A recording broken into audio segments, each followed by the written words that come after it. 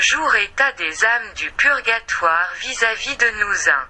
Elles nous sont unies par les liens de la charité. Souvenez-vous que nous sommes unis à ces saintes âmes par les anneaux d'une chaîne spirituelle et toute divine. Comme nous, elles ont été créées à l'image de Dieu, rachetées par le sang de Jésus-Christ, régénérées par les eaux du baptême, et nous pouvons dire en vérité que le même Saint, celui de l'Église, nous a portés. Que nous sommes enfants de la même mère. Comme nous aussi, et peut-être à côté de nous, elles ont pris place à la table des anges et elles ont reçu ce gage sacré de la vie éternelle. Elles ont emporté dans le monde futur les mêmes espérances qui adoucissent maintenant les amertumes de notre pèlerinage. Membres du même corps, héritières du même royaume. Elles seront un jour nos compagnes d'éternité. Mais entre elles et nous, il y a cette différence, qu'elles sont malheureuses, captives, prisonnières, martyrs, impuissantes à se secourir elles-mêmes. Et qu'elles attendent de nous aide et consolation. Nous leur devons assistance. Ne sont-ce pas les droits incontestables à notre compassion et à notre amour? Si les enfants d'une même famille s'aiment tendrement entre eux, si les peines de l'un deviennent les peines de tous, ne doit-il pas en être de même des enfants de l'Église? Où serait notre charité, si nous n'aimions pas ces pauvres âmes, abîmées dans la douleur? Serait-il possible qu'étant hommes, et surtout chrétiens, nous fussions insensibles à leurs maux? Aimons-les comme nous-mêmes. Aimons-les comme Jésus-Christ nous a aimés. Alors nous les soulagerons, nous les délivrerons. Mes petits enfants, écrivait l'apôtre Saint Jean, peu de temps avant de mourir.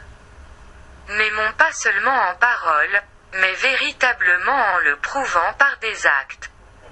2. Elles nous sont unies par les liens de la fraternité parmi ces voix qui appellent. Ne retrouvez-vous pas la voix d'un frère, d'une sœur, d'un enfant chéri, d'un époux, d'une épouse bien-aimée, que l'amour avait uni et que la mort a séparé, la voix d'un père, d'une mère dont le sang coule dans nos veines, ce cri du sang, cette voix de la famille, que vous dit-elle? Viens, viens à mon secours, il y a si longtemps que je t'appelle. Je n'ai que toi et tu ne viens pas. Viens donc avec ton cœur, avec ta prière, avec tes bonnes œuvres, avec ton dévouement. Viens m'arracher à ces brûlants abîmes, viens me donner le ciel, Dieu. L'éternité, viens. Comment résister à ce cri de détresse? Savons-nous si nous n'avons pas contribué à augmenter le purgatoire de ceux qui nous ont tant aimés? 3. Exemple, en 1864. Un artiste juif, converti pendant un sermon sur l'Eucharistie, avait quitté le monde après avoir reçu le baptême et s'était retiré dans un ordre religieux très austère. Il passait chaque jour plusieurs heures à adorer le Saint-Sacrement, et dans ses effusions de ferveur. Il demandait à Jésus-Christ surtout la conversion de sa mère qui l'entourait de la plus filiale tendresse. Il ne l'obtint point cependant, sa mère mourut. Pénétré d'une amère douleur.